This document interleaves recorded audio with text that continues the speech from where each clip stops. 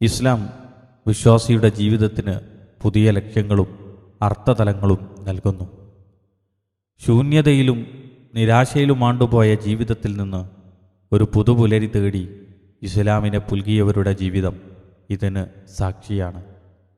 French സംഗീതരംഗത്ത് നിറഞ്ഞു നിന്ന ആരാധകർക്കിടയിൽ ഡയംസ് എന്ന പേരിൽ പ്രശസ്തനായ മെലാനി ജോർജിയാഡസ് താൻ അനുഭവിച്ച ജീവിതത്തിലെ ശൂന്യതയ്ക്കുള്ള പരിഹാരം തേടിയാണ് ഇസ്ലാം ആശ്ലേഷിക്കുന്നത്. 23 വയസ്സ് തികഞ്ഞപ്പോഴേക്കും 40 ലക്ഷത്തോളം ആൽബങ്ങൾ വിറ്റഴിച്ച് അതിലേറെ വരുന്ന ആരാധക വൃന്ദത്തെ സൃഷ്ടിച്ച് ഒട്ടനവധി അവാർഡുകൾ കരസ്ഥമാക്കി പ്രശസ്തിയുടെ കൊടുമുടി താണ്ടിയിരുന്നു ഡയംസ്. ആഗ്രഹിച്ചതെല്ലാം നേടിയെന്ന് ആർക്കും വിലയിരുത്താവുന്ന ജീവിതം. എങ്കിലും അവർ ജീവിതത്തിൽ കടുത്ത അസംതൃപ്തിയും ശൂന്യതയും അനുഭവിച്ചു. ഇങ്ങനെ ജീവിതത്തെക്കുറിച്ച് വലിയ ചോദ്യങ്ങൾക്കുള്ള ഉത്തരം തേടിയാണ് അവർ ഇസ്ലാമിക ദർശനങ്ങളെ പരിചയപ്പെടാൻ ആരംഭിക്കുന്നത്. ഇസ്ലാം സ്വീകരണം പൊതുസമൂഹത്തിൽ പ്രഖ്യാപിക്കാൻ അവർ 4 വർഷമെടുത്തു. എങ്ങനെയാണ് ആളുകൾ ഇതിനോട് പ്രതികരിക്കുക എന്നവർക്കറിയില്ലായിരുന്നു. പ്രത്യേകിച്ചും സംഗീത ലോകം. തൻ്റെ ജീവിതത്തെ മാറ്റിമറിച്ച ഇസ്ലാം സ്വീകരണത്തെക്കുറിച്ച് അവർ പറയുന്നു. ഞാൻ ഒറ്റയ്ക്കിരുന്ന് കരയാറുണ്ടായിരുന്നു. ജീവിതത്തിലെല്ലാം ഉണ്ടായിട്ടും കടുത്ത ഒറ്റപ്പെടൽ അനുഭവിച്ച ഞാൻ ഒരു കുഞ്ഞിനെപ്പോലെ കരഞ്ഞ് എന്നോട് തന്നെ ചോദിക്കും, എന്തിനീ ലോകത്ത് ഞാനിങ്ങനെ ജീവിക്കുന്നു? ഞാൻ പൂർണ്ണമായും മയക്കുമരുന്നിന് അടിമപ്പെട്ടിരുന്നു. ഹാലൂസിനേഷൻ്റെ മൂർധന്യാവസ്ഥയിൽ ഒരിക്കൽ മാനസിക രോഗാശുപത്രിയിൽ അഡ്മിറ്റ് ചെയ്യപ്പെടുകയുണ്ടായി. ഓരോ പരിപാടി കഴിഞ്ഞും എനിക്ക് വേണ്ടി ആർത്തു വിളിക്കുന്ന എണ്ണമറ്റ മനുഷ്യരോട് ഞാൻ മനസ്സിൽ ചോദിച്ചിരുന്നു, എന്തിനാണിത്? ഞാൻ കാണുന്നത് നിങ്ങൾ കാണുന്നില്ല. ഉള്ളുപൊള്ളയായ കേവലം അഭിനയം മാത്രമാണ് ഈ ജീവിതം. കൺസേർട്ടുകളിൽ ഉന്മാദത്തിൻ്റെ മൂർധന്യത്തിലും എനിക്ക് നിങ്ങളോട് മൈക്കിലൂടെ അലറാൻ തോന്നിയിരുന്നു. നിങ്ങളുടെ ആവേശം നിറഞ്ഞ പ്രോത്സാഹനങ്ങൾ അർത്ഥശൂന്യമാണെന്ന് പറയാൻ തോന്നിയിരുന്നു.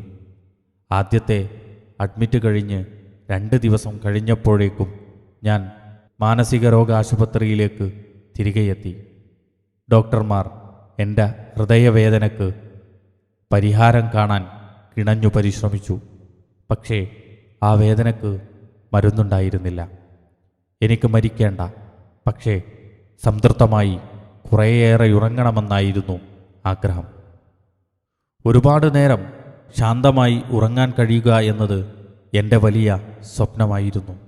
അങ്ങനെയിരിക്കെയാണ് ഞാൻ എൻ്റെ സുഹൃത്തിനെ സന്ദർശിക്കുന്നത്. ഇടക്ക് എൻ്റെ മുസ്ലിം സുഹൃത്ത് നമസ്കാരത്തിനായി പോയി വരാമെന്ന് പറഞ്ഞ് എന്നോട് യാത്ര പറഞ്ഞിറങ്ങി. ഞാൻ അവളോട് പറഞ്ഞു, എനിക്ക് ലോകനാഥനോട് സംസാരിക്കണം. അതെനിക്കൊരു പുതിയ അനുഭവമായിരുന്നു. അന്നാദ്യമായി എൻ്റെ സൃഷ്ടാവിന് മുന്നിൽ തലകുനിച്ചപ്പോൾ അതെനിക്ക് വല്ലാത്തൊരനുഭൂതിയായിരുന്നു. 2 വലിയ പർവ്വതങ്ങൾ ചുമലുകളിൽ നിന്നിറക്കി വെച്ച പോലെ ആ മുസ്ലിം സുഹൃത്ത് തന്ന ഖുർആൻ ഞാൻ വായിക്കാൻ തുടങ്ങുന്നത് മൗറീഷ്യസിലേക്കുള്ള യാത്രയിലാണ്.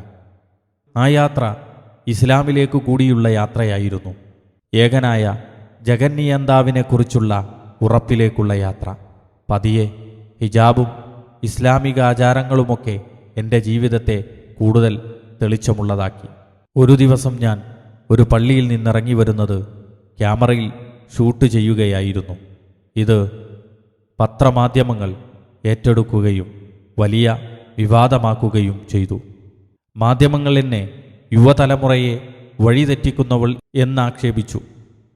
എനിക്കെൻ്റെ മ്യൂസിക് ടീമിനെ നഷ്ടപ്പെട്ടു. ഇങ്ങനെയെല്ലാം നഷ്ടപ്പെട്ടിട്ടും കരുത്തായി എനിക്കെൻ്റെ വിശ്വാസം കൂടെയുണ്ടായിരുന്നു. പ്രശസ്തിയുടെ കൊടുമുടിയിലും ആരുമില്ലാതെ ഒറ്റപ്പെട്ടുപോയ ഡയംസിന് വിശ്വാസം ഇന്ന് കരുത്തായി, ആത്മവിശ്വാസമായി കൂട്ടുണ്ട്.